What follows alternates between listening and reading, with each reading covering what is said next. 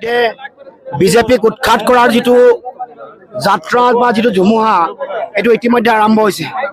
আজি হৰভোগ ভবানীপুৰতো ৰাইজে দেখিলে আৰু অসমৰ সকলো প্ৰান্ততে জনগণে বিজেপিৰ ভ্ৰষ্টাচাৰী শাসন, সাম্প্ৰদায়িকতাৰ ঘৃণাৰ ৰাজনীতি, জনগণক বিভিন্ন ধৰণে কৰ কাটলৰ বোজা জাপি দি অত্যাৱশ্যকীয় সামগ্ৰীৰ মূল্য বৃদ্ধি কৰি 53 বছৰ বিদেশীৰ বোজা জাপি দি 27খন টুল গেটৰ বোজা জাপি দি 2,16,000 কোটি টকা যেতিয়া ঋণৰ বোজা দিলে, 50,000 বিঘা মাটি আম্বানী, আদানী, ৰামদেৱক জাপি দিবৰ কাৰণে যেতিয়া ষড়যন্ত্ৰ কৰিলে আৰু হিতাধিকাৰী আঁচনিৰ নামত মহিলাসকলক লাইন কৰোৱাই ৰেগিং কৰা দি তেওঁলোকক নিৰ্বাচনী অভাৱত প্ৰচাৰ চলাই তেওঁলোকক টকা পইচা দিলে, তাৰ মাজত এনেকুৱা হেঁচা ঠেলাত বহু মহিলা ৰোগাক্ৰান্ত হৈ মৃত্যুমুখতো পৰিলে। এই অন্যায়ৰ বিৰুদ্ধে ৰাইজে এইবাৰ বিজেপিক উৎখাত কৰিবৰ কাৰণে সিদ্ধান্ত গ্ৰহণ কৰিছে। চুনামি আৰম্ভ হৈছে।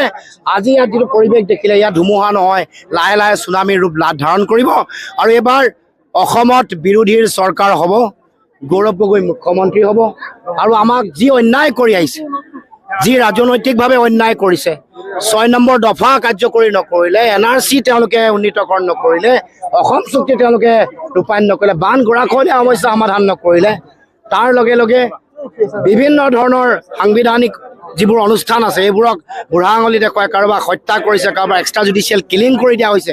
এইবোৰৰ বিৰুদ্ধে ৰাইজ সংঘবদ্ধ হৈছে আৰু এইবাৰ অসমৰ মাটিৰ পৰা বিজেপিক উৎখাত কৰাৰ যিটো যাত্ৰা, সেই যাত্ৰা শক্তিশালী ৰূপত আৰম্ভ হৈছে। তাৰ ৰণধ্বনি আজি এই হৰভোগ আৰু ভবানীপুৰ সমষ্টিত আৰম্ভ হৈছে আৰু মনোৰঞ্জন তালুকদাৰ ইয়াৰ পৰা জিকি যোৱাটো 100% নিশ্চিত। চক আমি জুবিনদাৰ মৃত্যুক লৈ হিমন্ত বিশ্ব শৰ্মাই যে ৰাজনীতি কৰিছে এইটো প্ৰমাণ হৈ গ'ল আৰু এইটো তেওঁলোকৰে সুপৰিকল্পনাত যে গোটেই ঘটনাটো ঘটিলে এইটো প্ৰমাণ হৈছে। কাৰণ সেইকাৰণে আজিলৈকে প্ৰধানমন্ত্ৰী আৰু গৃহমন্ত্ৰী সমাধি ক্ষেত্ৰলৈ যাব পৰা নাই। সেইকাৰণে আজিলৈকে কোনো ভাষণত, কোনো বক্তব্যত প্ৰধানমন্ত্ৰী, গৃহমন্ত্ৰীয়ে জুবিনদাৰ নাম স্মৰণ কৰা নাই। সেইকাৰণে আজিলৈকে জুবিন ক্ষেত্ৰখন উন্নয়নৰ কাৰণে সৰ্বাংগ সুন্দৰকৈ গঢ়িবৰ কাৰণে কোনো কাম কৰা নাই, ঠিকা আবণ্টন হোৱা নাই, কোনো পদ্ম বঁটা আজিলৈকে জুবিনদাক দিয়া নাই, ভাৰত ৰত্ন দিয়াটো দূৰৰে কথা।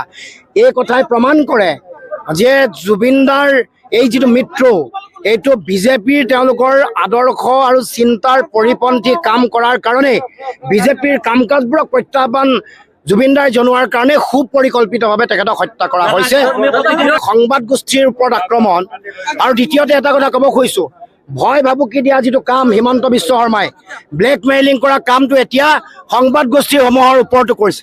মোৰ ওচৰত তথ্য আছে, আজি ক'ব খুজিছোঁ, আজি প্ৰথমবাৰৰ বাবে খোলাচা কৰিছোঁ যে এনেকুৱা ভয় ভাবুকি এনেকুৱা স্তৰ পাইছেগৈ যে চৰকাৰ আকৌ আহিলে এটা সংবাদ গোষ্ঠীৰ মালিক বা তাৰ সম্পাদকসকলক তেওঁলোকৰ ভৱিষ্যতৰ প্ৰতি ভাবুকি আনিবৰ কাৰণেও তেওঁ এটা ধমকি দিয়া পৰিৱেশ সৃষ্টি হৈছে, হত্যা কৰাৰ এটা ভাবুকি দিয়া আৰু এটা পৰিৱেশ সৃষ্টি কৰিছে। এইটো এটা ভয়াৱহ সময়।